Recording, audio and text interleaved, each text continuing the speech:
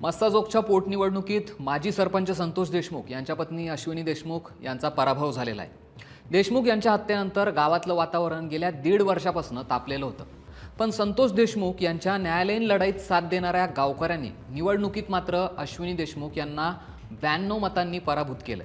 मस्साजोगच्या निवडणुकीत नेमकं काय घडलं, अश्विनी देशमुख पराभूत कशा झाल्या, हेच या व्हिडिओतनं सांगतो। पोटनिवडणूक जाहीर झाल्यावर धनंजय देशमुख यांनी राजकीय दबाव आणून निवडणूक बिनविरोध करण्याचा प्रयत्न केला, पण तो यशस्वी झाला नाही। आपल्याला कोण कोण विरोध करू शकतं, कोण दगाफाट करू शकतं याची त्यांना आधीच कल्पना होती, म्हणून देशमुखांनी वेगळा डाव टाकला। निवडणुकीत स्वतः उभं न राहता त्यांनी आपल्या वहिनी अश्विनी देशमुख यांना उभं केलं, कारण सहानुभूती असल्यामुळे त्या नक्कीच जिंकतील असा त्यांचा अंदाज होता। पण निवडणूक बिनविरोध करण्यासाठीची धडपड ही त्यांची एकट्याची होती। विरोधी पक्षाला विचारात न घेता त्यांनी राजकीय दबाव टाकून निवडणूक बिनविरोध करण्याचा प्रयत्न केला, पण तो फसला। यामुळे मस्साजोगमध्ये निकाल फिरू शकतो याचा अंदाज आधीपासूनच होता। विरोधी उमेदवार स्वरूपानंद देशमुख यांनी मात्र निवडणूक लढवण्याची ठाम भूमिका घेतली होती। दुसरीकडे राष्ट्रवादी शरद पवार गटाचे उमेदवार संजीवनी देशमुख यांना त्यांनी माघार घ्यायला लावली आणि अर्धी लढाई ते तिथेच जिंकले। शरद पवार गटाच्या उमेदवारांनी माघार घेऊन स्वरूपानंद यांना पाठिंबा दिल्याने त्यांचा कॉन्फिडन्स वाढला होता। त्यावेळी सगळं गाव आपल्या पाठीशी असल्याचा दावा त्यांनी केला होता। स्वरूपानंद देशमुख यांनी प्रचारामध्ये संतोष देशमुख यांच्याबद्दलची सहानुभूती कशी टिकून राहील याचीही काळजी घेतली। देशमुखांच्या कुटुंबाला न्याय मिळावा ही आपली भूमिका आहे, यासाठी आम्ही लढाईलाही तयार आहेत, पण आमची राजकीय भूमिका मात्र वेगळी आहे, हे त्यांनी स्पष्ट केलं होतं। निवडणूक बिनविरोध करण्यासाठी गावकऱ्यांना विश्वासात घेतलं नाही। बाहेरचे लोक येऊन जर गावातले निर्णय घेत असतील तर ते खपवून घेतले जाणार नाही, अशी त्यांची भूमिका होती। शिवाय अश्विनी देशमुख यांची निवडणूक लढण्याची तयारी नव्हती, पण त्यांच्यावरती दबाव आणला गेला असा दावाही स्वरूपानंद यांनी केला होता।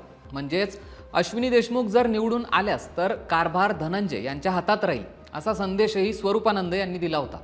मतदानाच्या दिवशी गावात राडा झाला होता। यावरून धनंजय देशमुख आणि अश्विनी देशमुख यांना गावकऱ्यांचा किती विरोध आहे याचा अंदाज आला होता।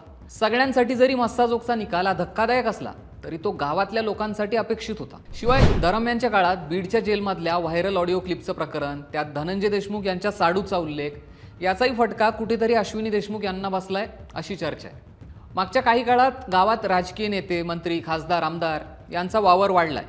संतोष देशमुख यांच्या मारेकऱ्यांना शिक्षा व्हावी आणि देशमुखांच्या कुटुंबाला न्याय मिळावा इथपर्यंत हा वावर ठीक होता। पण ज्यावेळी गावाच्या कारभारात राजकारण्यांनी लक्ष घालायला सुरुवात केली तेव्हा देशमुखांच्या कुटुंबाला सपोर्ट तर करायचा, पण गावातल्या मुद्द्यावर गावाचं हित पाहायचं असा विचार गावात पसरत होता। संतोष देशमुख प्रकरण घडल्यापासून अनेक मोठ्या नेत्यांनी देशमुख कुटुंबियांची साथ दिली।